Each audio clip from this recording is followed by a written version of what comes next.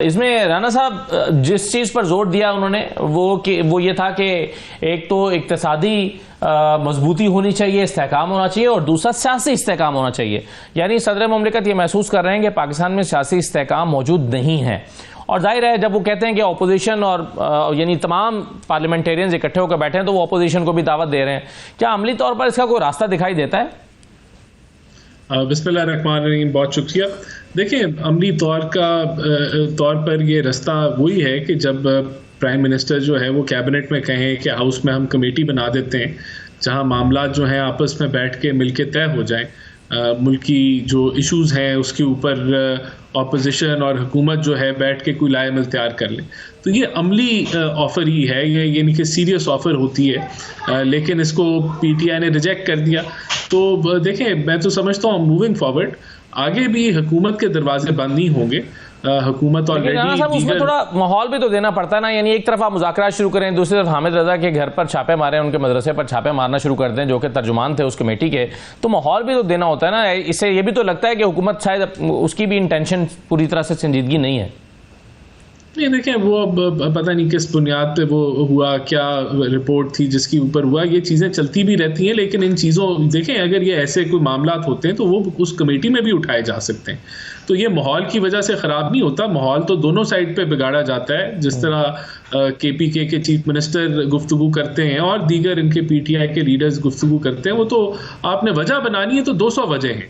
लेकिन बुनियादी एक बड़ी ऑफर अगर एक प्राइम मिनिस्टर कर रहा है तो वो उन सारी छोटी चीज़ों को ट्रम्प कर देती है। अगर आप आगे वाकई बढ़ना चाहते हैं, फिर ये छोटी छोटी चीज़ें कि छापा पड़ गया, फलाना हो गया, ये पाकिस्तान की सियासत में आप पहली दफ़ा नहीं हो रहा, हमेशा होता रहा चीज़ें, लेकिन फिर भी आप आगे चलाना चाहते हैं तो चल जाती हैं। तो बहरहाल प्राइम मिनिस्टर ने ये ऑफ़र की और हमारी तरफ से तो हम तो अपोजिशन की जो जमातें हैं, चाहे JUIF हो जो पार्लियामेंट का हिस्सा है, उनके साथ इंगेज्ड हैं। हम तो PTI के साथ भी इंगेजमेंट का हमने दरवाज़ा नहीं बंद किया, तो हमारी तरफ से कोई रुकावट नहीं है।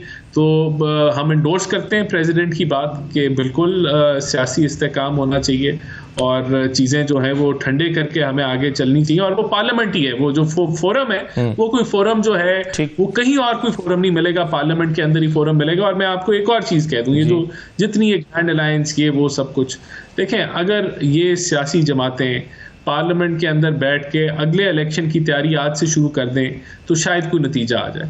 ये आप सड़कों पे एहतजाज करें, आप धरने दें, आप जो मर्जी करें, आप लड़ाई झगड़े करें, एंड में अगर सियासी जमातें इकट्ठे नहीं बैठेंगी और वो उस पर साइन ऑफ नहीं करेंगी तो अगला इलेक्शन भी जो है उसके ऊपर भी उंगलियां ही उठेंगी। तो ये मैं आपको एक कंक्लूडिंग अपना पॉइंट ऑफ व्यू दे रहा हूँ कि बैठने को आज बैठ जाएं तो हालात बेहतर हो जाएंगे। तो अगर सियासी जमातें बैठ जाएं तो सर उसके बाद फिर जो इलेक्शन होगा उसमें वही जीतेगा जो असल में जीता होगा, यानी फॉर्म 45 वैल्यूएबल होगा एक डॉक्यूमेंट। देखिए, जो जिसको तकालीफ हैं, जो भी जिसको इश्यूज हैं इलेक्शन के रिजल्ट से, उनको अगले इलेक्शन में रिजॉल्व किया जा सकता है ना। बाकी तो जो फोरम्स मौजूद हैं, तो PTI ये क्लेम करे हमारा तो बिल्कुल मैंडेट ठीक है, हमारा ये क्लेम है, तो वो ये क्लेम्स तो ये तो 2018 वैसे उसूलन ये रखना चाहिए कि जो निकला कुछ 2029 में इलेक्शन होने ना सर, अदालतों के अगर किसी का बस अली बुखारी साहब बैठे, अगर कोई राणा साहब अगर अली बुखारी के ट्राइब्यूनल का फैसला फर्ज करें कि अगले इलेक्शन से कोई 3 महीने पहले आ जाता है इनके हक में, तो अगली सीट इनको फिर गिफ्ट कर देनी चाहिए। कोई इस तरह का निजाम बनाए ना, फिर वरना तो 5 साल बंदा जो है वो इंतजार करके आखिर में उसके हक में फैसला हो भी तो क्या हो। बात यही है ना, अगर निजाम नहीं बनाएंगे बैठ के तो ये लड़ाई झगड़े चलते रहेंगे। ये मुख्तसर बात, अगर बैठ जाएंगे तो कोई सोल्यूशन निकल आएगा, नहीं बैठेंगे तो ये तो निजाम चल रहा है ना जिसके अंदर तो चल ही रहा है। बिल्कुल सही है। ये जो मसला पीपल्स पार्टी ने इस वक्त एक बहुत अहम उनके लिए इशू बना हुआ है, वो कहते हैं कि जी नहरें नहीं निकालने देंगे सिंध से। हो सकता है उनका मौक़िफ़ ठीक हो सकता है उनका मौक़िफ़ गलत हो, लेकिन ये जाहिर है बैठकर ही बात हो सकती है और फिर काउंसिल ऑफ कॉमन इंटरेस्ट के इजलास में तो बहुत ही उम्दा तरीके से इस पर बात हो सकती है।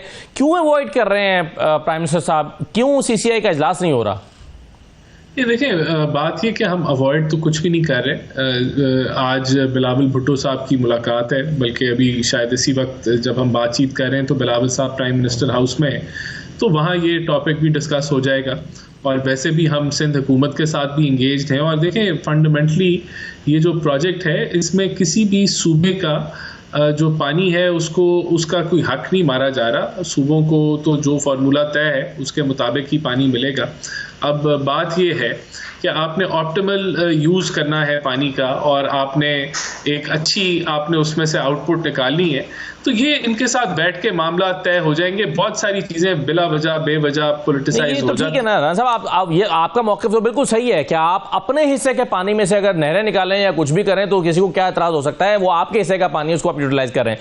लेकिन मेरा कहने का मतलब ये है कि इस पर एक पूरी सियासत खड़ी हो गई है, इस वक्त एहतजाज हो रहे हैं सिंध में, क्यों नहीं बैठ के इस पर बात करने को मुमकिन बनाया जा सका अभी तक?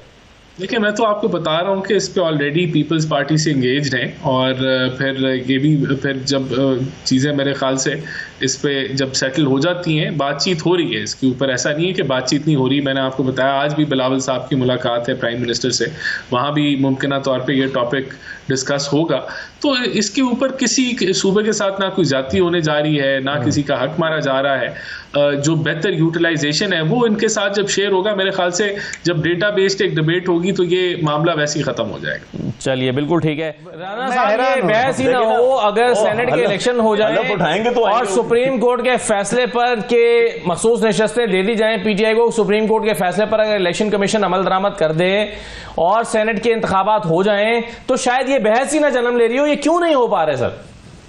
देखिए, मैं आपको बता रहा हूँ, ये जितना ये मुद्दा इन्होंने उठाया हुआ है, ये ना ये डिबेट में इस वक्त सियासी डिबेट का ये हिस्सा है, ना इसके ऊपर कोई बहस हो रही है और ना ये कोई इसका कोई वजन है। देखें, वक्त की घड़ी जो है वो पीछे नहीं जा सकती।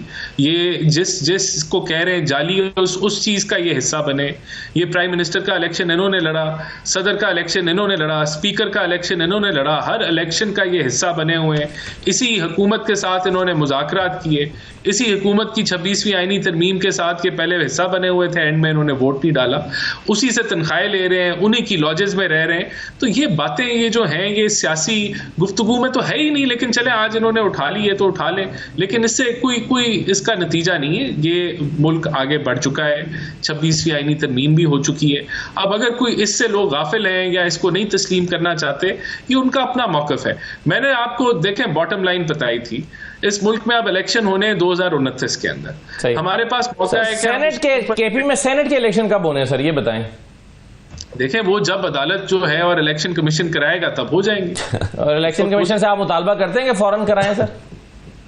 देखिए, ये तो अब वो आप इलेक्शन कमीशन से पूछें। नहीं, तो आप मुतालबा करते हैं कि नहीं इलेक्शन कमीशन से सर? देखें, करा देने चाहिए, मुझे तो उसमें कोई बिल्कुल सही, बिल्कुल सही, आपका भी मुतालबा है। मुल्क आगे बढ़ चुका है, ये अभी तक वहीं फंसे हुए हैं, ये वहीं तक 2029 में भी वहीं फंसे होंगे। फिर अगला इलेक्शन आ जाएगा, फिर शोर मच जाएगा। बेहतर है बैठ जाएं, जो हाउस की कमेटी प्राइम मिनिस्टर ने कहा है उधर बैठ के आप मामला तय कर लें, वहां मामला तय कर लें। बाकी ये जो टेक्निकलिटीज हैं ये अदालतों ने फैसले करने, जब अदालतें जो फैसला करेंगी तो देखी जाएगी। बिल्कुल ठीक है, बिल्कुल सही है।